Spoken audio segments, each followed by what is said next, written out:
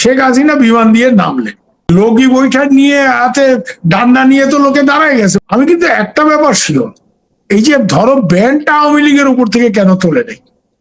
আমি তো এটা বলছি যে বাপের বেটা হইলে আওয়ামী লীগ অপ্রাসঙ্গিক অমুক বড় বড় লেকচার দেয়, হ্যাঁ, এই সব এনসিপি ট্যান্ডলরা কে এই ধরনের। জামাত খুব কেয়ারফুল, দেখবে জামাত কিন্তু খুব উল্টো পাল্টা কথা কিছু বলে না। ওরা এই এই এই পাবলিসিটি ক্রেজি এই কথাগুলি এইসব এই মানে কাল পরশুর নেতা এদের দিয়ে হইচই করায়, এইসব হাসনা সার্জিস নাহিদ এদের দিয়ে। এরা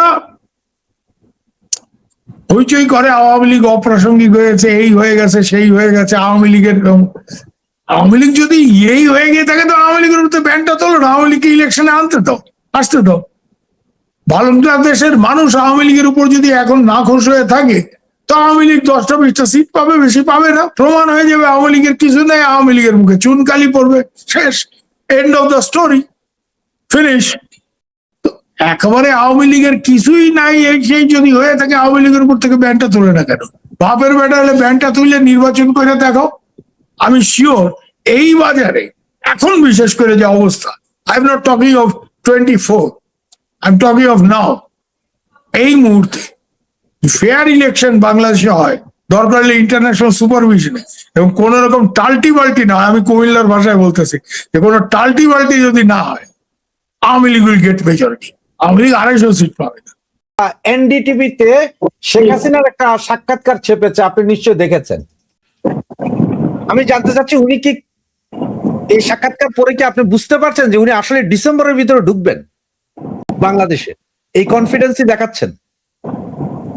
সাক্ষাৎকারটা ব্যবস্থা আমি করে দিয়েছি। নেহা চন্দ্র আমার খুবই পরিচিত, আগে ইন্ডিয়া টুডেতে ছিল, এখন এনডিটিভিতে আছে। তো ওরা তো আজকাল শেখ হাসিনাকে ইমেইলে প্রশ্ন পাঠায় এবং তার উত্তর উনি দেন, কিন্তু উনি খুব জোর দিয়ে বলছেন উনি দেশে ফিরবেন এবং এই বছরের মধ্যেই ফিরবেন।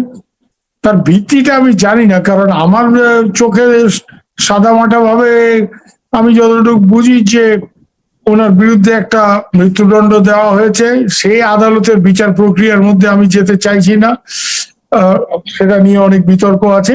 সেই ক্ষেত্রে উনি দেশে ফিরবেন বলছেন। দেশে ফিরলে এই সরকার ওনাকে, ওনার প্রতি কি ধরনের আচার আচরণ হবে সেগুলি বলা খুব মুশকিল।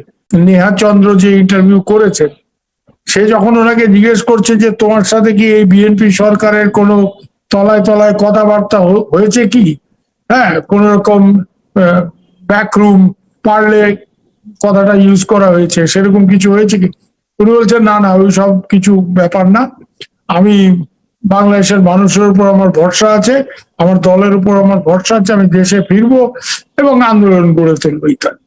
সেই ক্ষেত্রে উনি হয়তো ভাবছেন যে উনি দেশে ফিরবেন এবং দেশে উনি ঢোকার চেষ্টা করলে একটা বিরাট প্রতিক্রিয়া হবে, আওয়ামী লীগের লক্ষ লক্ষ লোক রাস্তায় নেমে আসবে, সেটা ওনার ধারণা, ওনার বিশ্বাস। ওনার দলের সাথে উনি অনেকের সাথেই রেগুলার কথাবার্তা বলেন, তৃণমূল স্তরের নেতাদের সাথে উনি কথাবার্তা বলেন।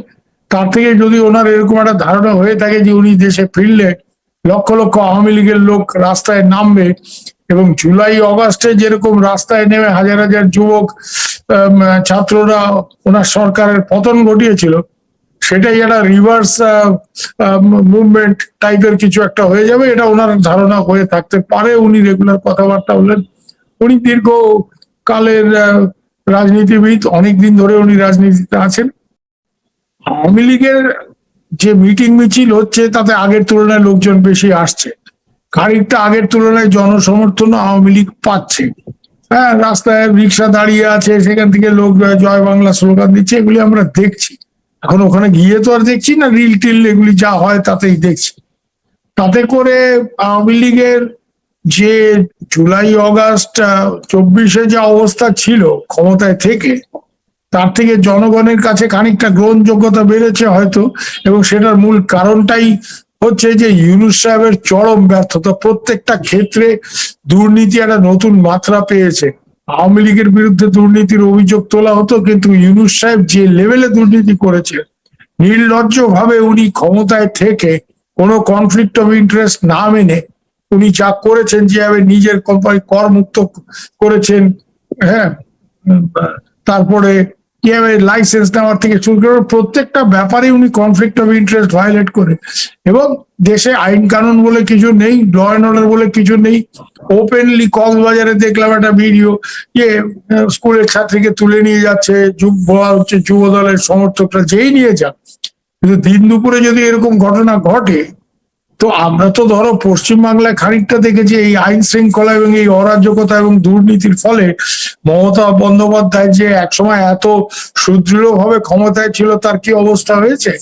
তো ইউনূস সাহেব এসব করাতে, এবং তারপরে 4 মাস হয়ে গেল প্রায় বিএনপির সরকার এসছে, কোনো সেই অর্থে ল অ্যান্ড অর্ডার বা এইসব ব্যাপারে বা অর্থনীতির ক্ষেত্রে খুব যে কিছু উন্নতি হয়েছে সেরকম তো কিছু নেই। তাই জন্য সাধারণ মানুষের মধ্যে একটা ক্ষোভ আছে, সেটাকে কেন্দ্র করে আওয়ামী লীগের দিকে সমর্থন চলে আসবে, যার ফলে অনেকেই একটা মানে সাধারণ মানুষের অনেকের মুখে, আমার অনেকের সাথেই পরিচয়, তাদের একটা মুখে মুখে কথা যে শেখের বেটির আমলেই ভালো ছিল, শেখের বেটি ছাড়া এই দেশ কেউ চালাতে পারবে না, এই ধরনের একটা কথা। দেশে ফিরলে এক্ষুনি লক্ষ লক্ষ লোক রাস্তায় নেমে আসবে, হই হই করে আন্দোলন করে। আমার কেন জানি এটা মনে হয় ওনার হয়তো এরকম একটা ধারণা হয়েছে যে উনি দেশে গেলেই এরা হই হই করে একটা 4-5 লাখ লোক ওনাকে এয়ারপোর্টে মানে ঢাকা বিমানবন্দরে ছুটে আসবে, হ্যাঁ, সারা রাজধানী। একটা জিনিস তো আসে, তুমিও বাংলাদেশের ছেলে, আমিও বাংলাদেশে দীর্ঘদিন থেকেছি, যাতায়াত করেছি, পূর্ববঙ্গীয় মূলের লোক আমি। বাংলাদেশ তুলনামূলক ভারতের তুলনায় ছোট দেশ হওয়ার ফলে মানে এখানে ঢাকা চট্টগ্রাম 2-3টে এরকম বড় শহর যদি কেউ দখল করে ফেলতে পারে রাজপথগুলি, তাহলে সরকারের পক্ষে টিকে থাকাটা মুশকিল হয়ে যায়। হয়তো ওই ধরনের কোনো ক্যালকুলেশন আওয়ামী লীগের আছে কিনা বা শেখ হাসিনার আছে কিনা সেটা আমি জানি না, কিন্তু উনি খুব জোর দিয়ে বলেছেন এটা ঘটনা। এবং উনি এটাও বলেছেন নেহা চন্দ্রকে, এনডিটিভির, যে না আমি সত্যি কোনো ব্যাকরুম, কোনো গোপন কথাবার্তা আঁতাত ওইসব কিছু না, কোনো বোঝাপড়ার ভিত্তিতে দেশে ফিরবো না। আমি দেশে যদি আমি দেশে ফিরবো, এবং সেটা বাংলাদেশের মানুষের উপর ভরসা রেখে, আমার দলের উপর ভরসা রেখে।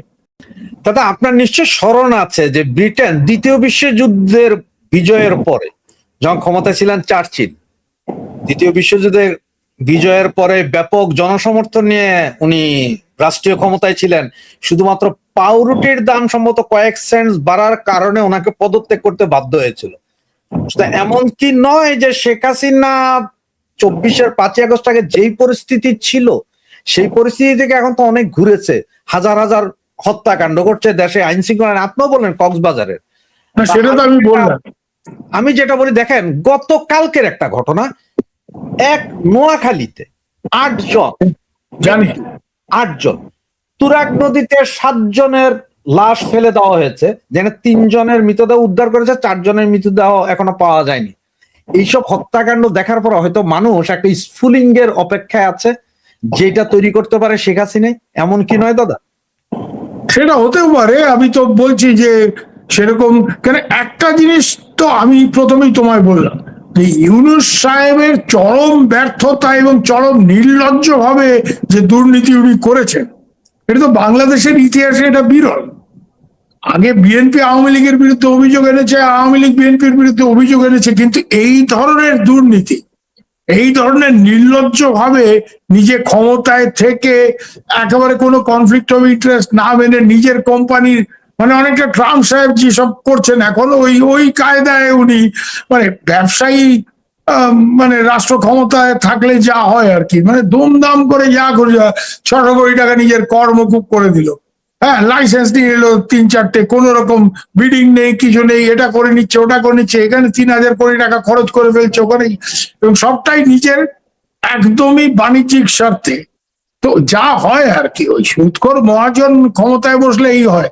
তো আমি তোমার সাথে একমত যে এই ইউনূস সাহেবের চরম ব্যর্থতা এবং তারেক সাহেবের সরকার বসার পরে 4 মাসেও এই যে অধঃপতন যেটা হয়েছে বাংলাদেশে, আইন শৃঙ্খলা চরম মানে অবনতি, এগুলি এই সরকার ঠিক মতো কন্ট্রোল করতে পারেনি, এবং কন্ট্রোল করতে পারেনি সেটা একটা মানে একদিকে যেমন সত্যি, অন্যদিকে এটাও সত্যি যে এই যে বাংলাদেশ একটা প্রতিহিংসার রাষ্ট্রে পরিণত হয়েছে, ভেন্ডেটা রিপাবলিক, এই কথাটা আমি ব্যবহার করেছি আমার বিভিন্ন লেখায়।